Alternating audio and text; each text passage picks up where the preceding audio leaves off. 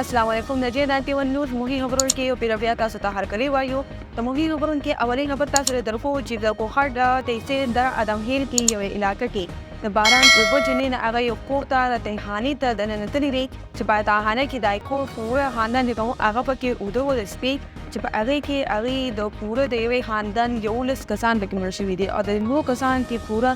3 زنانه او شپږ ماشومان پکې وو.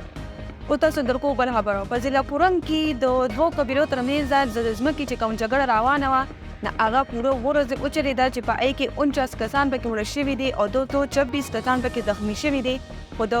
هغې ډیپټي کمیشنر چې کوم دی د هغه دا دعوه ده چې دا جګړه اوس موږ ختمه کړله او موږ کسان چې کوم دی پولیسو اهلکار چې دی هغه تعینات کړي دي په هغه ځایونو کې ودرولي دي تر اوسه پورې د بارنګ یعنې هوایي ډزې چې دی هغه نه وي شوي جګړه په حال ختمه شوې ده. اوس تاسو درکو بل خبرو پېښور چارسده سوات اقتباد چترال باجوړ تاغان کې مختلف ځایونو کې بارانونه ډېر زیات شوي دي چې په هغې کې د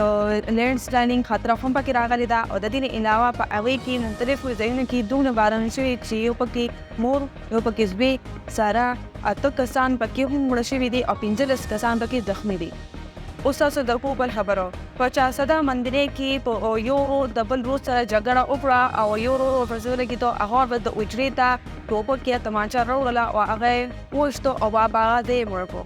اوس تاسو درکو بل خبره په خاندان شهمتون کې د گاډي د رقم په وجه لین دین روانو نه هغه کس ټولګي د منیجر د بینک منیجر راوفتل خپل وچرې ته چې هلته د جګړه شوې ده په جګړې په دوران کې هغه تمانچه وباسلې ده او هغه ته د بینک منیجر یې مړ کړی.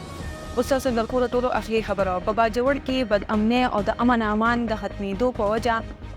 په باجوړ کې خلکو احتجاج شروع کړی دی چې په هغې کې یو څو ورځې شټ ډاون شوی دی یعنې دوکانونه بازارونه مکمل ختم شوي دي او د خلکو دا وینا ده چې موږ د دهشتګردي یا نور چې کوم بمونه دماکې دي یا ټارګېټ ځایونه دي په دا هر څه دا موږ د هغې خلاف د هغې نارې شروع کړي دي او په هغې کې د ټولو نه زیات چې کوم سوشل سوسایټۍ والے شو یا وکیلان شو یا طالبان شو یا سیاسي کارکون چې کوم وو نه هغې پکې خبرې هم کړي دي هغې چې موږ به خپل د باجوړ امن نه ختمو او د هغې خلاف د هغې دا احتجاج روان کړی و. د J91 نیوز د نوې مهمې خبرو کې زه ستاسو نه غواړم اجازه د لوی الله پامان.